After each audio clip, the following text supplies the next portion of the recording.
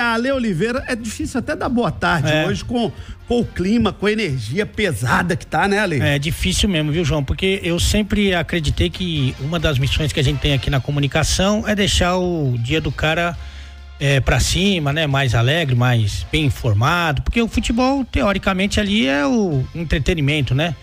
É a coisa mais importante dentre as menos importantes, né? E a gente sempre tem esse objetivo, mas uma derrota dessa do ser humano é muito complicado, né? Uma barbárie como aconteceu, a gente mexe muito com a gente, acho que não sei se acontece com todo mundo, mas pelo menos quando você tem filhos também, você fica mais sensível, né? A esse tipo de acontecimento.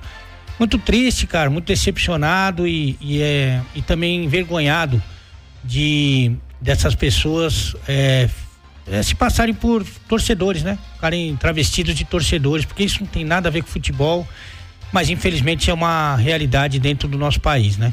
Você usou o termo mais correto, é uma derrota do ser humano, né?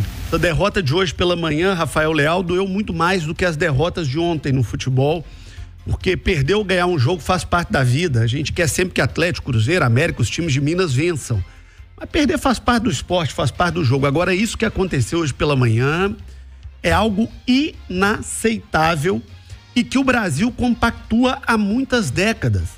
O Ale, que é de São Paulo, talvez vá lembrar o ano, mas lá no início dos anos 90, nós tivemos uma tragédia no estádio do Pacaembu. Sim. Numa final de Copa São Paulo. Supercopa São Paulo. O pau quebrou, mataram gente, uma coisa horrorosa. Depois disso, tivemos centenas de atos de violência envolvendo futebol. Aqui em Belo Horizonte, ou envolvendo torcidas de Atlético e Cruzeiro várias vezes. Tivemos recentemente jogador do Bahia quase perdendo a visão. Danilo Fernandes.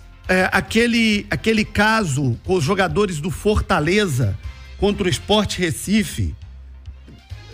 Caso lá do Inter, que teve o ônibus apedrejado. Olha, não dá mais pra gente conviver com isso no futebol brasileiro, cara. E a pergunta que fica, né, João? Boa tarde a você, ao Ale, a todos que nos acompanham. Quando isso vai parar? Se é que vai parar, né? Porque hoje, infelizmente, tivemos mais um episódio lamentável, né? Um confronto entre integrantes da Mancha Alviverde do Palmeiras e da Máfia Azul do Cruzeiro, que deixou cerca de 18 feridos na região de Mairiporã, interior de São Paulo. Torcida do Cruzeiro, que voltava de Curitiba após a derrota do Cruzeiro para o Atlético Paranaense por 3-0, teve uma emboscada a esse comboio, né? Esses ônibus da Máfia Azul. Os membros da Mancha Alviverde chegaram, inclusive, armados com fuzis. Deus do céu. Dando tiros, obrigando os torcedores da Máfia Azul a descerem dos ônibus. E aí começou, né, aquele episódio lamentável, aquelas cenas de barbárie total, espancamento dos membros da Máfia Azul na beirada ali, né, da pista, né, no acostamento, e vários torcedores sendo espancados, inclusive, João, uma prática que é comum entre esses membros das torcidas organizadas. Eles agridem os membros da torcida rival e deixam as pessoas seminuas, né, porque eles roubam a indumentária, né, as camisas e calças das organizadas, e aquilo acaba que vira um troféu. Nós estamos com as imagens no ar agora no YouTube da Itatiaia. O Ale, são imagens, se você pegasse isoladamente e dissesse que são imagens da guerra, da Ucrânia ou da guerra do Oriente Médio, Hezbollah e Israel, ninguém duvidaria não, viu? Não duvida não. E aí a impunidade é o que manda, né, o João, infelizmente, porque você sabe qual é a torcida organizada, o Rafa já falou, inclusive, você sabe quem é o responsável por ela, você sabe quem toma conta, você sabe quem são os caras cadastrados lá, você sabe tudo isso, mas infelizmente, inclusive tá chegando o carnaval, né, João? Vai ter torcida organizada que vai estar desfilando no carnaval. Aliás, o carnaval de São Paulo virou das torcidas organizadas. Das torcidas, e se você for contra, vai ser uma vez só, né? Você não vai ser contra duas vezes. Então é muito triste o que tem acontecido, mas como é que você vai entender que essas pessoas que estão aí, que fizeram isso aí, vão comemorar o carnaval, né? Então você tem que punir no CPF, isso é a primeira coisa, a primeira providência tem que ser feita, e depois tem que fazer ali uma limpa ali nas organizadas, porque você mudar o nome para Mancha Alviverde, Mancha Verde, Mancha Super Verde, isso aí Mas você tem pessoas que são responsáveis. Essas pessoas que são responsáveis, essa já de imediato, ó, quem é o dono aí do negócio? Essa aí já devia estar presa, já hoje, né? E assim por diante, eu não tô falando só dessa torcida não, porque infelizmente virou isso aí, né? Virou esse bando. A né? mesma crítica que a gente faz aos bandidos vestidos de verde hoje, são as que nós fazemos aqui aos bandidos que vestem azul e branco, que vestem preto e branco. Tem santo não, gente. Tem santo não. Olha, a torcida do Palmeiras foi vítima de uma emboscada aqui. Nós já tivemos caso de torcedor que foi assassinado em ônibus aqui em Belo Horizonte, juntou lá um bando de marginal e matou o cara. Naquela ocasião mataram um atleticano. Nós já tivemos caso de torcedor cruzeirense que foi assassinado na porta de ginásio na Avenida Nossa Senhora do Carmo. Torcedor cruzeirense assassinado por atleticano. Pra mim, bandido é bandido, não importa se ele tá com camisa do Palmeiras, do Cruzeiro, do Atlético, do Flamengo. E aí as coisas vão voltando na cabeça. Eu me lembro de um torcedor que foi assassinado no Rio com um churrasco, um espeto de churrasco, sabe?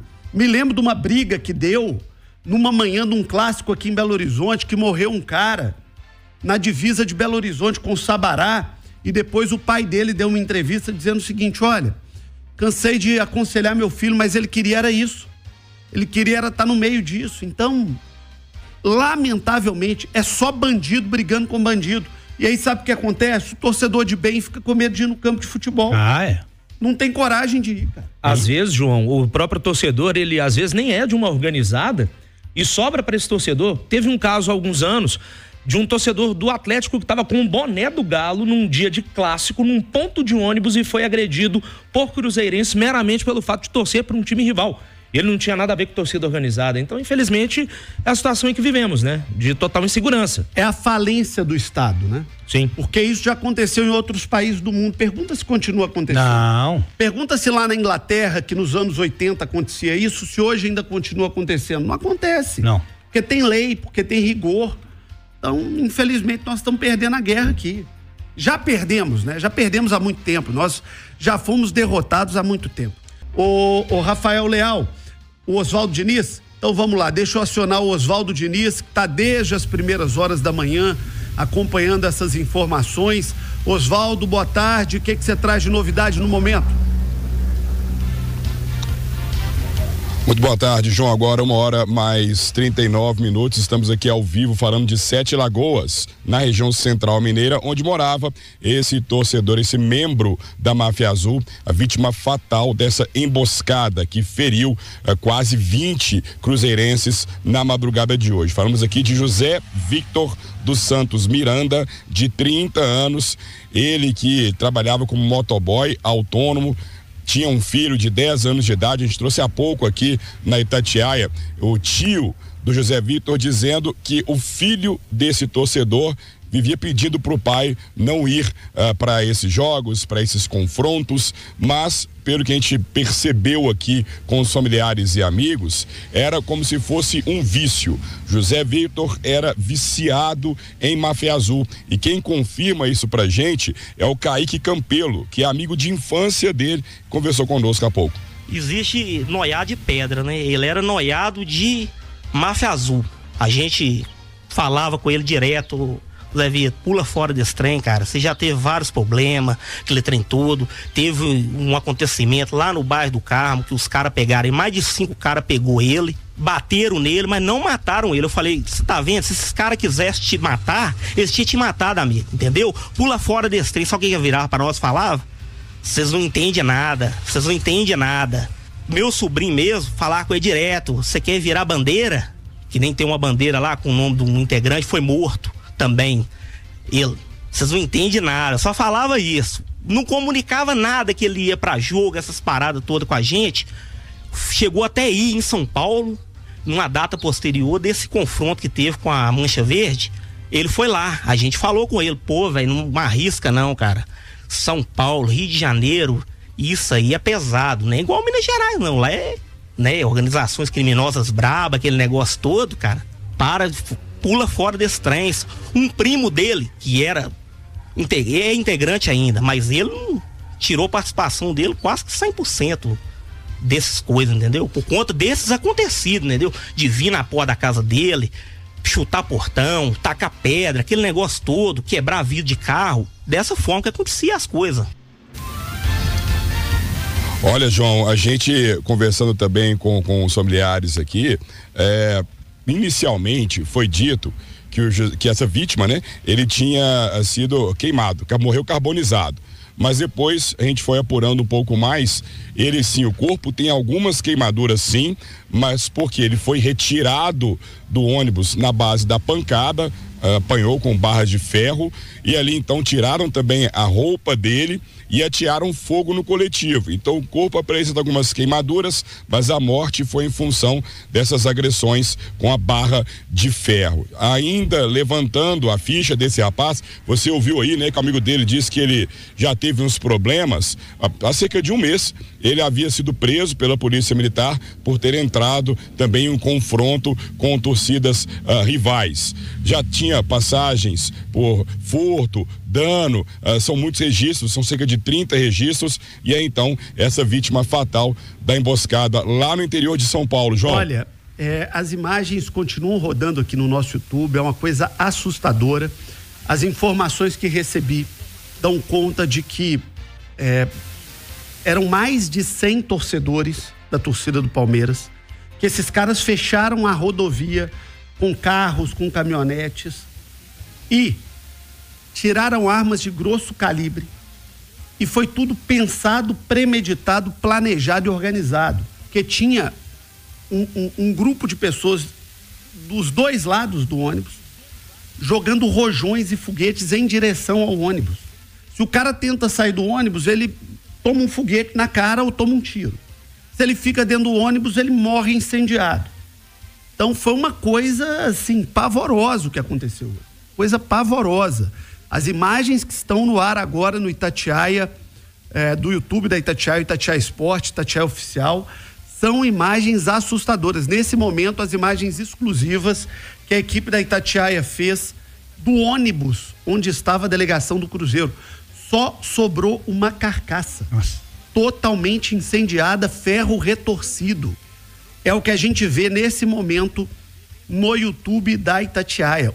Imagens de guerra do Oriente Médio, imagens de guerra da Ucrânia. Nós vamos agora, a equipe da Itatiaia está toda ela mobilizada desde as primeiras horas da manhã. Nós vamos agora a São Paulo, ao hospital onde estão sendo recebidos os torcedores feridos. O Rafael Oliva, repórter da Itatiaia, traz as informações aqui na Rádio de Minas.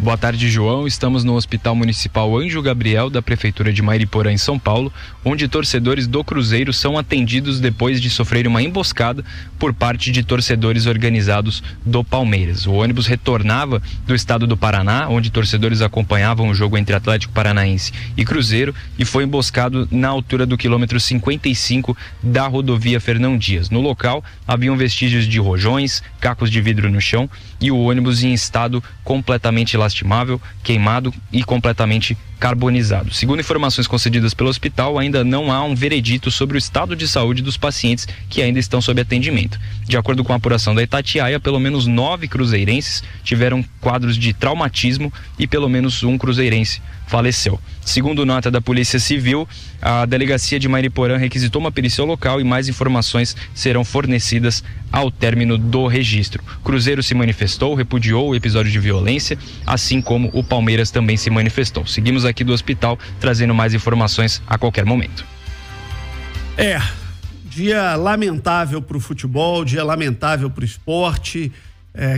É mais um alerta ao Congresso Nacional, é mais um alerta à Presidência da República de que nós precisamos mudar a lei penal brasileira no que diz respeito a esses crimes de bandidos do futebol. Enquanto isso for tratado como briga de torcida apenas, a lei vai ser difícil. Realmente, né? E essa impunidade que a gente falou, quase conivência, talvez seja o grande estímulo desses bandidos, desses criminosos, né? E a gente não tá falando de uma torcida, não, a gente tá falando da grande maioria, né? E é muito difícil nesse momento de você fazer qualquer tipo de defesa. Eu já recebi, João, porque eu sou muito radical assim com relação a essas organizadas, né? Eu já recebi em vários momentos trabalhos importantes, inclusive beneficentes de alguns desses organizados aí, mas no todo, João, você mesmo citou aqui, relatou vários acontecimentos envolvendo as organizadas, né? Vários, né? Ao longo da história, e é muito difícil de você fazer essa defesa.